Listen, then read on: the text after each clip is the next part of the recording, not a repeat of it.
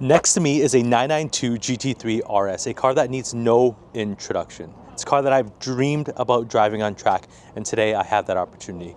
I have just a few laps with it, but it's not a stock GT3 RS. It does have a few things. For one, it has these beautiful M-Tech Auto MTR forged rims. It has the M-Tech Auto front knuckle that actually allows a little bit more front camber. It's been fully set up by them, fluids, pads. It has a half cage and a harness, and I only have a few laps with this car. So without further ado, let's take a closer look at it before I take it out on track, and then at the end, I'll give you my full review. Dream come true. Let's go.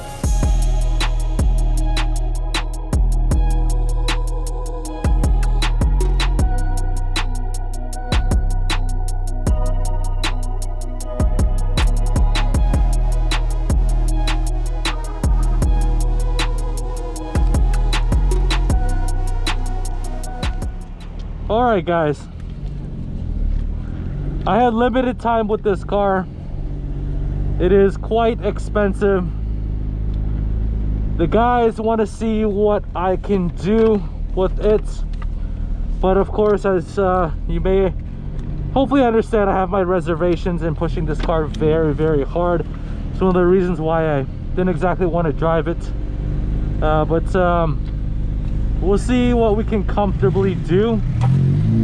Here we go.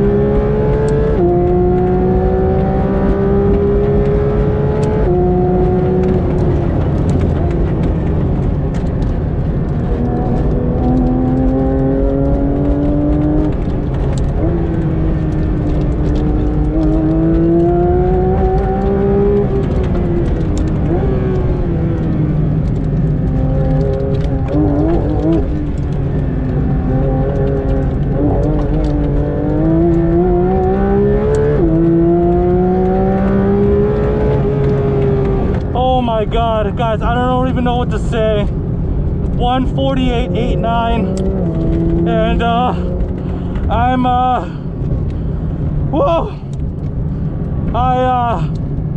I'm lost for words. Like I can't even focus right now. Like, there's so much more in this car. I'm just a little bit afraid to push it, to be honest, just because of the price tag of the car.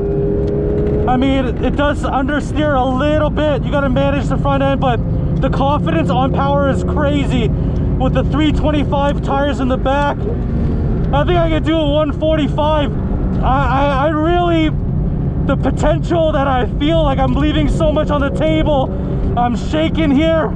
I think I could do a 145 in this car. And it's not really optimal conditions. Like, I'm just feeling out the car. I'm not really sending it that hard. You guys gotta understand, it's a $500,000 car. I want to bring it back in one piece, but 148.99. Let's try one more lap and see how we do. I think we're out of fuel, but let's do one more, guys. Oh my God.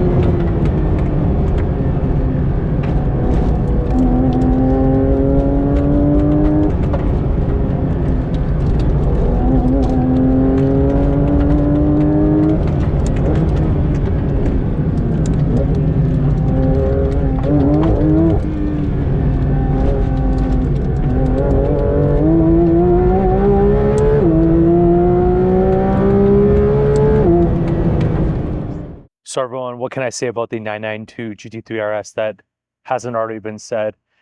And honestly, this car feels so close to a factory race car.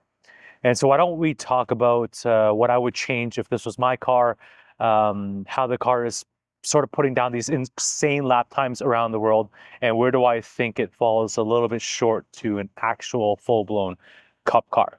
So we ran this car in track mode with the factory settings. You got to understand, this car is $500,000 Canadian dollars. And I had my reservations about pushing it 10 tenths. We definitely left some time on the table in turn 1, turn 6, and turn 11. And I drove the car for a total 4 laps. But even so, we were able to put down a 1:48.9, which is the fastest GT3 RS Porsche in general to go around Shannonville Motorsports Park. Of course, that's excluding the cup cars with slicks. We're talking about street tires. And it's most certainly the fastest road legal vehicle around that particular track. So with the RS in the factory settings and being rear-wheel drive, rear engine, it does have some entry understeer, and I think that's dialed in from factory, but that does need to be managed on the brakes. However, it's really, really easy and intuitive to load up the front end with the brakes and get the rear to rotate. It's really responds to that type of braking input to get the rear end to come around, to get the car to rotate. And if I were to have another go at this car, I'd increase the front rebound damping to mitigate some of that understeer, just increase the front rebound a little bit, just to delay it. Because once you get on power, this car is crazy. It takes a set and it just has insane exit traction with the 335 rears. And honestly, the power band on this car is so smooth, so linear that it just doesn't upset the balance of the car, like something like an M car or something that's really turbocharged. Like this car just revs all the way to 9,000, puts all the power down. Next thing, I'd also, if possible, I'd like to play with the high-speed damping control. Shannonville is a really bumpy track, and it's probably not a track that some of our German friends would experience. The last 3 corners especially, if I can get the suspension to absorb some of that high-speed bumps in some of those areas where the ABS has trouble, I could definitely push the brakes a little bit deeper. I can definitely get on power a little bit earlier and just instill some more confidence in the driver, right? You can see the car just kind of bucking through some of those last bumpy sectors.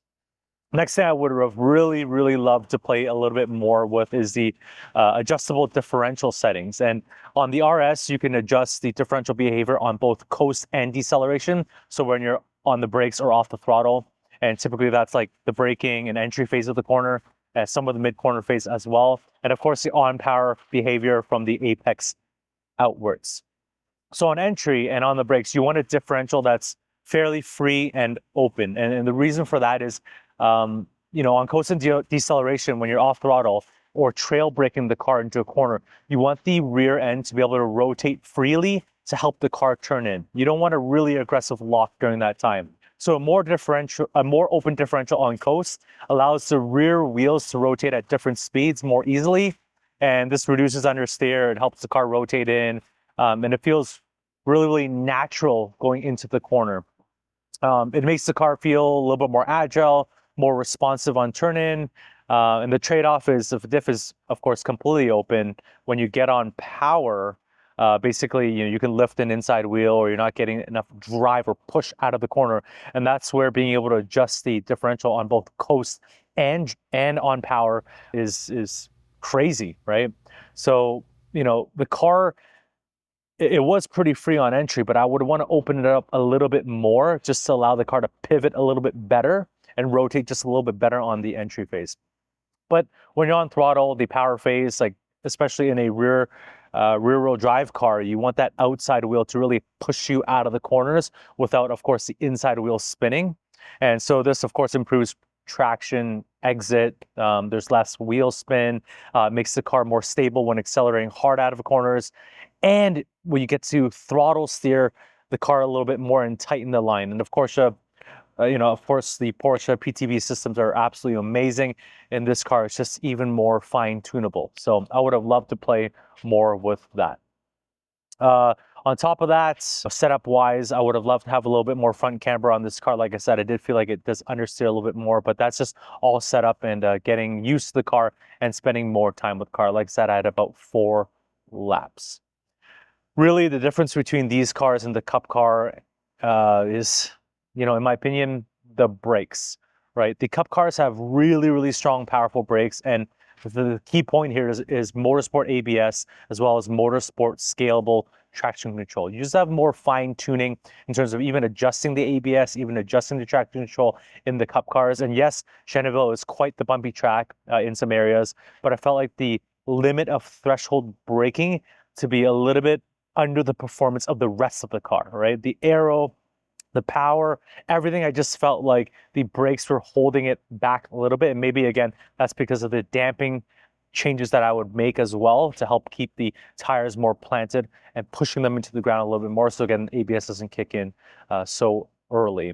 So look, the recipe here is quite insane, right? High revving, naturally aspirated 4-point-liter flat six. We're over 500 horsepower, revs to 9,000 RPM. It feels, how can I explain this? It feels pure, and it's built more like a race engine than like a luxury power plant or anything like that. It's hard to explain and put into words. People say it's visceral, it's hard to capture in video, but it just felt like a race engine. Right, it has immediate throttle response. The power delivery doesn't upset the balance of the car at all, and the top end scream is really rewarding and honestly quite addicting, right? So of course, you know, the RS comes with, you know, that made it to a 7-speed PDK. That's absolutely crazy, right? Of course, no manual option. It's lightning quick. You can really play a symphony with that 4.0 liter. And I think there are a lot of amazing upshifting gearboxes out there, like the McLaren boxes, even BMW DCTs are really good. But I think the PDK downshifts are just unrivaled. In my opinion, the best. But I think where this car sets itself apart is the aerodynamics. And where the RS shows its race DNA, if you will, you feel it in the braking and the acceleration, the cornering speeds. And I want to talk about why I think this car is putting down the crazy lap times it is around the world. So Porsche designed a massively aggressive aero package for this car, big front diffusers, a huge wing with DRS, right? So in the straights, it's super slippery. And I think the downforce is why this car can carry so much speed that the other cars just can't through the high speed corners. And not only that, the power band, like I said earlier, is so smooth. It doesn't upset the balance of the vehicle. And the 911 rear engine layout and rear wide tires, 335s, just gives it crazy exit traction. This car, at the end of the day, it's really confidence inspiring. So that's why we're seeing so many people push these cars to such crazy lap times. It's not going to get into big slides unless you want it to, unless you throw it in, like a M car or FF car or something like that. This car is just so well sorted. It's so confidence inspiring. And finally, we have double wishbones in the front, and this car doesn't have really any bumps there. The car does not get really that unsettled as you accelerate, as you roll on the power. It just puts it all down. You can carry a ton of speed and go to full throttle so confidently, so early, and you get all the information that you need from the steering, from the chassis, and so on. So to summarize all that, it's just really confidence inspiring. It's really communicative, and you can really lean on the aero and trust the power band as well. So what can I say, guys? You know, the new 992 GT3 RS is basically a factory race car disguised as a road car. It's on another level. So everyone, before we wrap up this video, I want to tell you about a really cool app called Throttle Pass, designed by our friends over at 2Track Mind. It's a community-based app where you sort of upload your garage, the modifications you've done with your car, and your lap times to see your progression as well as how you stack up against the community around you. A lot of cool features coming, like a messaging system, checking in at the track, and even some challenge-based things to build more community. So I'm on that app. Please download it, check it out. There's more and more tracks being added to it every single day. I want to see you guys on it, see how we stack up against each other. Lastly, shout out to MTech Auto. If you have a BMW, Audi, Porsche, or any car for that matter, they do maintenance, general track prep, they do race consultation, modifications, and more. Thanks for watching, guys. I'll catch you on the next one.